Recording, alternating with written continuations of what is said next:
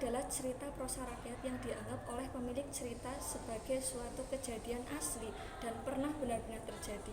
Legenda ini bersifat sekuler atau keduniawian yang terjadi pada masa yang belum lampau sehingga bertempatan di dunia nyata di dunia yang kita kenal sekarang. Selain itu, tokoh dari cerita rakyat ini adalah bersifat manusia yang bisa seringkali dibantu dengan makhluk-makhluk ajaib. Cerita legendaris biasanya disebarkan dari mulut ke mulut sebelum ditulis, karena alasan ini sebagai dasar legenda tidak jelas siapa yang menciptakannya. Adapun ciri-ciri legenda yaitu pertama, terjadi di alam nyata. Kemudian karakteristik yang seolah-olah benar ada. Tokoh legenda adalah rakyat biasa dengan makhluk supranatural. Terus sejarah kolektif tidak bersifat murni atau berbeda dengan sejarah aslinya. Terus menceritakan asal-usul sebuah tempat mulai dari nama hingga bentuk tempatnya. Di sini ada pun jenis-jenis legenda. Yang pertama yaitu legenda keagamaan. Legenda keagamaan adalah legenda yang menceritakan tentang tokoh yang suci seperti Wali Songo. Cerita yang diangkat tentang kisah masa lalu yang bernilai religius. Pesan yang disampaikan dalam cerita ini bisa mempengaruhi kehidupan dalam masyarakat di bidang agama. Kemudian ada legenda alam gaib.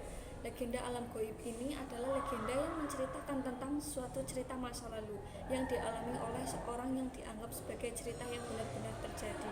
Dengan adanya cerita ini, masyarakat akan lebih percaya dan meneguhkan tahayul. Kemudian legenda perseorangan. Jenis legenda perseorangan adalah sebuah cerita yang menceritakan tentang tokoh tertentu yang memiliki sebuah kesaktian yang bisa membuat keajaiban di masa lalu. Tokoh tersebut dianggap tokoh bersejarah yang benar-benar ada dan terjadi. Terus legenda setempat, yaitu jenis legenda setempat ini berhubungan dengan terjadinya suatu tempat, nama tempat dan bentuk topografi yang menceritakan tentang asal-usul suatu tempat dan dipercaya bahwa cerita tersebut itu benar-benar asli. Kemudian saya akan menceritakan cerita rakyat Roro Jonggrang, legenda Candi Prambanan. Dahulu kala di desa Prambanan ada sebuah kerajaan yang dipimpin oleh Prabu Baka. Ia memiliki seorang putri yang sangat cantik yang bernama Roro Jonggrang. Suatu ketika Prambanan dikalahkan oleh kerajaan Pengging yang dipimpin oleh Bandung Bondowoso. Terus Prabu Baka tewas di medan perang. Dia terbunuh oleh Bandung Bondowoso yang sangat sakti. Bandung Bondowoso kemudian menempati istana Prambanan, kemudian melihat putri dari Prabu Baka yang cantik jelita, yaitu Roro Jonggrang. Timbulnya keinginan untuk memperistri Roro Jonggrang. Terus Roro Jonggrang tahu bahwa Bandung Bondowoso adalah orang yang membunuh ayahnya. Karena itu ia mencari akal untuk menolaknya. Lalu ia mengajukan syarat dibuatkan 1000 buah candi dan 2 buah sumur yang dalam. Semuanya itu harus selesai dalam semalam. Bandung Bondowoso ini menyanggupi persyaratan Roro Jonggrang. Ia meminta pertolongan kepada ayahnya dan mengerahkan balai tentara roh-roh halus untuk membantunya pada hari yang ditentukan. Kemudian pada pukul 4 pagi hanya tinggal 5 buah candi yang belum selesai dan kedua sumur hampir selesai. Mengetahui 1000 candi telah hampir selesai, Roro Jonggrang pun merasa ketakutan. Akhirnya ia pun memikirkan apa yang harus kulakukan untuk menghentikannya.